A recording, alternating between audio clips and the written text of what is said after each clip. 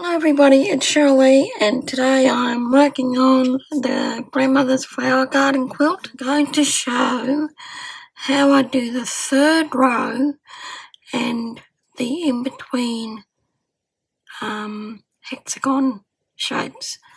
It looks a bit awkward and difficult, and the only thing is it is awkward, but it's not difficult once you figure out what you're doing. So I'm going to use these hexagons for in the middle. This is how I do it. First of all, I take this side, make sure these points are together, and I whip stitch these together. As always, I always double the stitch at either end just to make sure it's secure.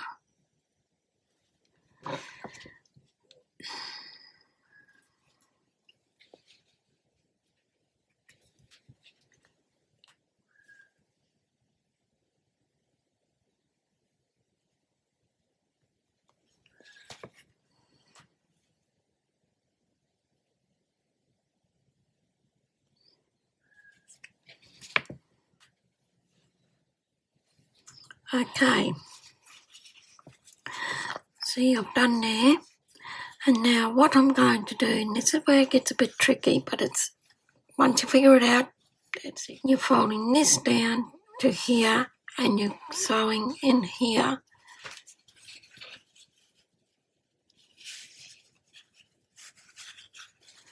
Once again, we've got to make sure all the points there match up.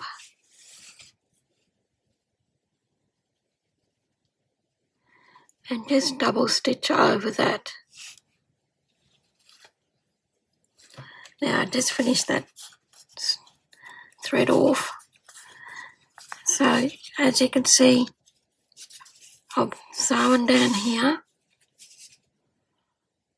and sewing down here, and now I have to come into here. And then once again, all you do is flip it over and then whip stitch along the edge. Take these two pieces now, and we're going to whip stitch this edge together.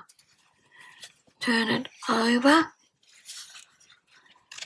match that point and that point,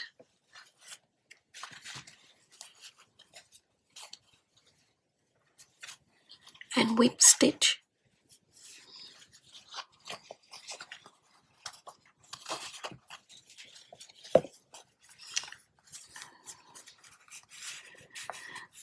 Okay, so now we have to connect these two pieces together, and we do the same thing.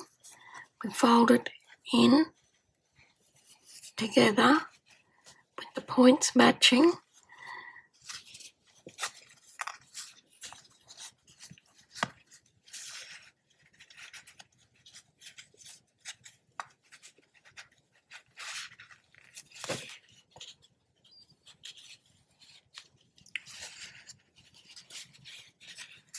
Just a little bit fiddly, but it'll get there.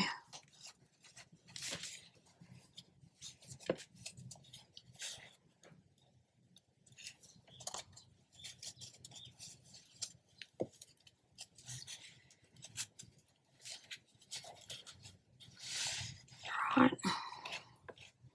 And that's how I do the in-between patches for this Grandmother's Flower Garden quilt. It's a bit fiddly, but once you work out, you know, it's got to be sewn here and here and here and here. You can figure it out. It'll come to you quite naturally. And as always, just make sure these points in here and here and here and here are nicely matched up as best you can. I mean, I'm not really perfect, but I'll get there eventually with it. And as I mentioned with this one, some of these blocks, this first petal row is plain, and then in some it's scrappy, and then I've reversed the same for the outer rows. So for example,